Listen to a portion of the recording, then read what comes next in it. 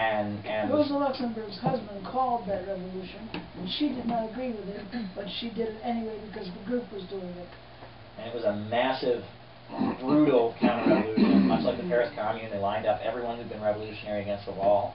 Adolf Hitler, a young corporal at the time, he participated in the counter-revolution.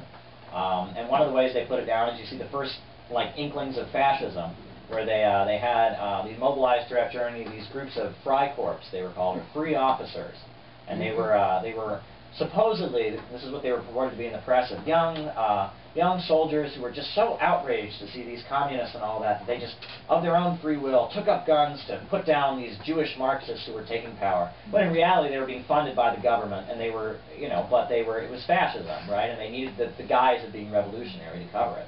But when the German Revolution failed, and then there was another revolutionary attempt in Hungary. There's the Hungarian Revolution. That I don't know exactly a great deal about that. I do know it was led by anarchists primarily, not Bolsheviks. 1919. And that one fell as well. And so at that point, the Bolshevik Party had been depending on, Lenin called it air to breathe, meaning there'd be revolutions in other parts of Europe to give the revolution air to breathe and space to grow. And at that point, Lenin proclaimed it was time to take a step back. Okay, because the revolution, it looked like they had just defeated, finally, they defeated the counter-revolutionary forces, and they'd signed a treaty ending World War I called the Treaty of Brest-Litovsk. Brest-Litovsk. I'm sorry. Yeah. And they'd signed the treaty, and they ended Russia's involvement in World War I. And finally they fought off the counter-revolution, and Lenin said, we need to take a step back. All right.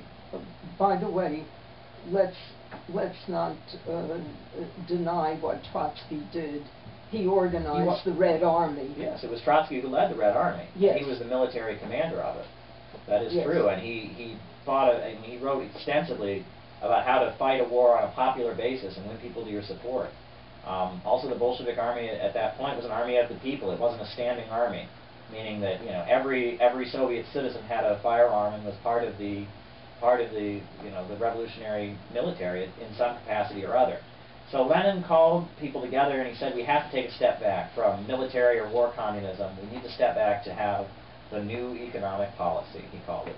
And he said, we're going to keep control of the banks and the banking and the natural resources and the land and some of the commanding heights of the economy, but we're going to have capitalism at this point, because at this point, we don't have the strength to do that. And at this time, especially in Russia, in the Volga area, which was a river valley, there was a horrendous drought, and thousands of people, were starving. In addition to that, there was a blockade, so no food or supplies could get in the foreign countries. And actually, some of the people who broke the blockade were the Quakers, and they famously went in to break the blockade and to bring food to the Soviet people. And the Soviet government, one of their things, and they were calling for the revolutionaries around the world to do this, is tell your governments to end the blockade. And there were massive demonstrations in the United States, end the blockade of Soviet Russia.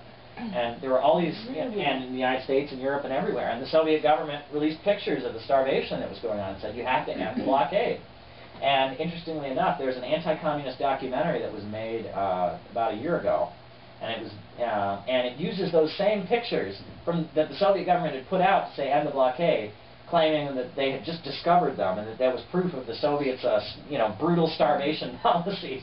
I mean, that's how ruthless they were. And all kinds of, it wasn't just communists who were supporting the Soviet, all kinds of Christian organizations and people were going there, to provide aid to the Soviet Union.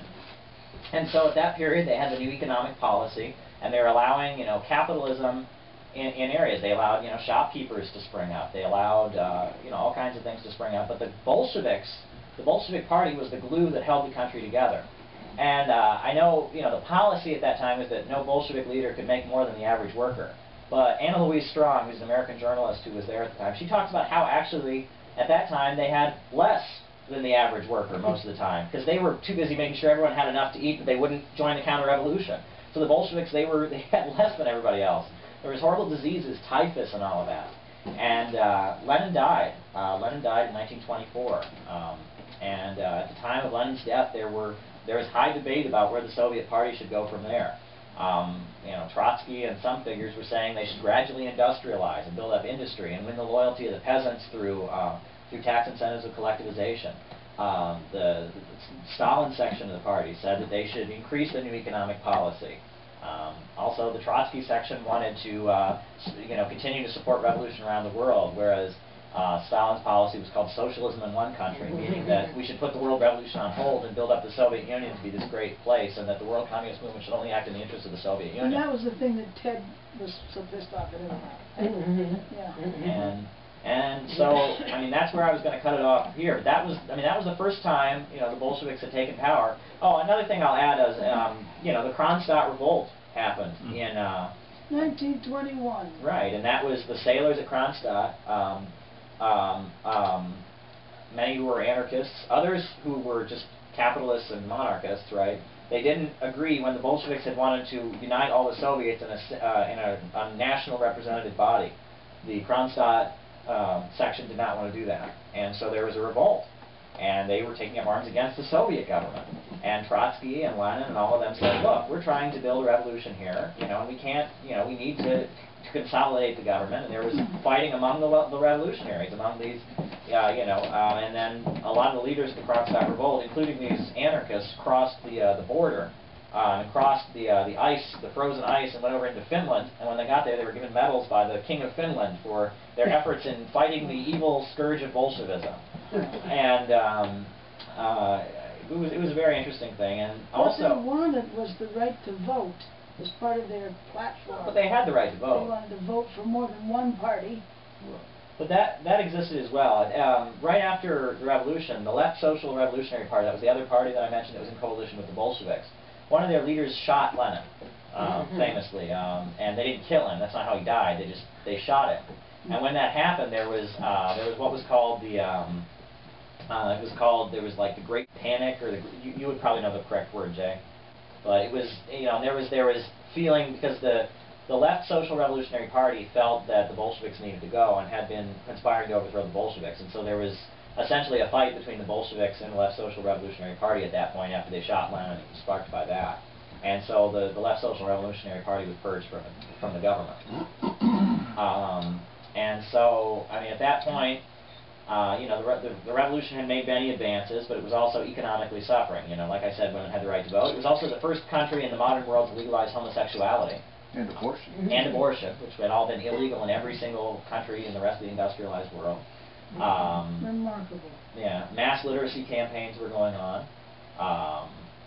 Well, the Bolsheviks found out that people couldn't read their leaflets because they didn't know how to read.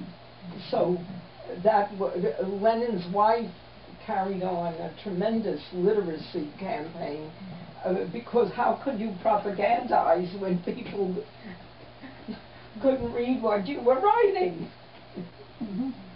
And in addition to that, land was being redistributed to the peasants. For the first time, these peasants who had just lived on the land of the landlord for the longest time were given land. And there was, it was a period of great hope, but at the same time, they were suffering, in a severe economic downturn as a result of the blockade and the invading armies. And during this period, as a result of the wars and the blockade, millions of people died, on both sides of the revolution. And it was a very, very bad time to be Russian. It was a very tragic period in the history of the country. I know the Soviet national anthem talks about "through days dark and stormy, when great Lenin led us." And that was kind of the feeling, was that after they'd taken power, it was, it was horrific under the Tsar, and every day was a famine under the Tsar. That's the one thing. But it was not a good time, and it wasn't until later that they began to industrialize that the strength of socialism came through. Yeah, starvation in the tens of millions was an annual event. In the old regime, yeah. Yeah. And the Soviets, I know the extreme anti-communist and capitalist writer Ayn Rand, her experience, she was the son of the daughter of a very wealthy land noble or something in Russia. And after the revolution, the Bolsheviks came and forced them to allow homeless people to live in their house, because they wanted to abolish homelessness as one of their key platforms of the revolution. And Ayn Rand never forgave the Bolsheviks for that. And when her family fled to the United States, she became a well-known anti-communist who wrote all these, novels all about a lot of junk, really. About how great capitalism is, and which I read a lot of in college. Yeah. I can remember one in which the main character, the man who was the hero of the book, raped the daughter of some rich man, and she enjoyed it. I mean, so, you know, her right-wing ideology was all the way. I mean, not only is capitalism a good idea, but there's no such thing as rape. Women really enjoy rape. You just have to force it on them. Well, yeah, I mean, you know, Wondering if it ever but I mean, happened. Ayn Rand, you know, the thrust of her literature is that the great individuals in capitalism who own the industries and all that, these great people are oppressed by the state that would try to redistribute their wealth. And you can see where that came from, right? Because Yeah. her father had been, I guess he deserved it because he was a great individual, being, you know, inheriting this title of landlord, and they forced all these poor, you know, riffraff to live in his, you know, great estate, you know, and he couldn't just keep the whole house to himself. All these homeless people who'd been cast out of their homes because of the revolution had to live in his place. And how dare that happen? It was such an injustice, you know. She had great empathy for the overdog, as they say. Yeah. but